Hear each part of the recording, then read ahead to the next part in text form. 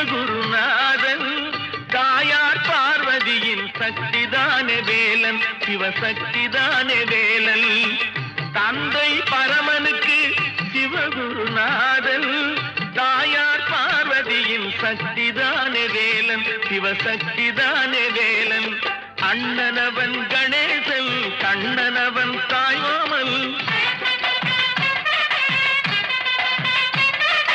அண்ணனவன் கணேசன், கண்ணனவன் தாய்மாமன். மாமனுக்கு பிள்ளை இல்லை, மருமகன் தான் திருமகன். மாமனுக்கு பிள்ளை இல்லை, மருமகன் தான் திருமகன். கந்தன் காலடியை வணங்கினார்,